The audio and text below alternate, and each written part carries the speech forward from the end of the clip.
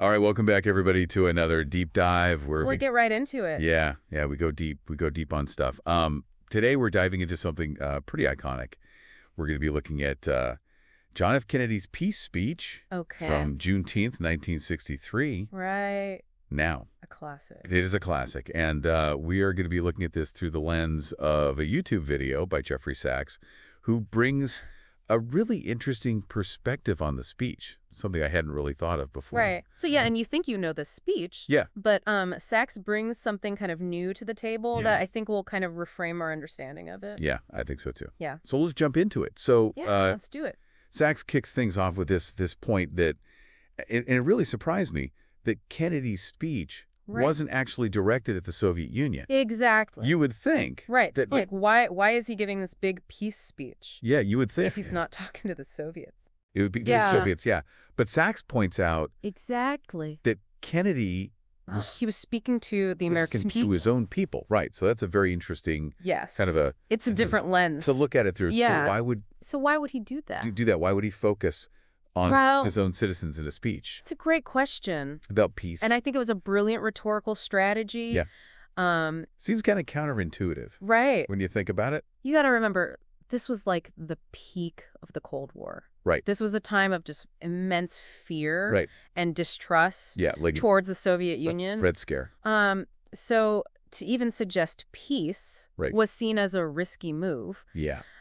So I think Kennedy knew that to achieve any real progress, like in negotiations and stuff, he needed to shift public opinion at home first. He needed to get the people on his side. He needed to like convince Americans that peace was not just like a pipe dream, but like a real possibility. Right, a tangible and one worth striving for. Yeah. You know? So how did he? I mean. So how did he actually? So how did he actually like? That's a big bridge this divide. Yeah. How did he? Yeah. How he's American? Yeah. How did he humanize the Soviets? Yeah. In the eyes of the American people. Well, he did this by appealing to their shared humanity. Okay. Right. Like instead of portraying the Soviets as like this monolithic enemy, you know, this evil empire or whatever. Right. He highlighted their accomplishments, you know, in science, arts, and even their space program. He reminded Americans that like both nations had pushed the boundaries of human achievement. Right. And that both sides yearn for a better future, you know?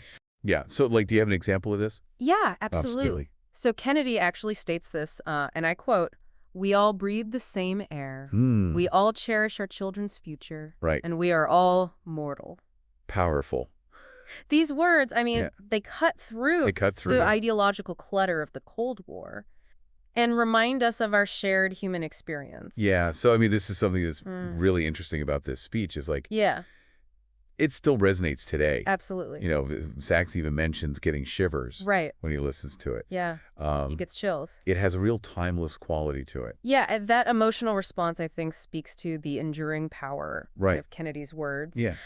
He wasn't just outlining like a political strategy. Right. He was tapping into a deeper human longing for connection and peace. Right. You know? Yeah. And I think that's something I hadn't considered before when thinking about this speech. Yeah. So what do you think about the effectiveness? Yeah, I mean, it's a humanizing tactic. Was it really successful in shifting public opinion? I mean, it's hard to measure the direct impact. Yeah.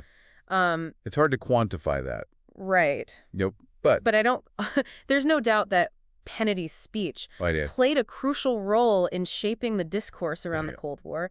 Like it offered an alternative to the prevailing narrative of like fear and confrontation. Fear and confrontation, yeah. So let's bring this back to you, the listener. I think what I take away from this is how would this speech resonate in our world today? Yeah, great question. We still grapple with international tensions and conflicts that seem impossible to resolve. International tensions and conflicts. Could a similar call for peace and understanding, one that emphasizes assured humanity, help to bridge these divides of our time? It's a question worth pondering. Yeah, I think so maybe Kennedy's speech can serve as a reminder. Could serve as a reminder that even in the face of like seemingly insurmountable challenges, hope for peace can emerge when we choose to see our common humanity rather than focusing on like what makes us different. Yeah, I think that's something for all of us to think about. Yeah. So we encourage all of you listening to go out and listen to go check out the speech in its entirety. Yeah. It really is a powerful speech. And it'll make you think. It will make you think, yeah. Thanks for joining us on this deep dive. It's been a pleasure. And we will see you all next time. See you next time. Bye. Bye.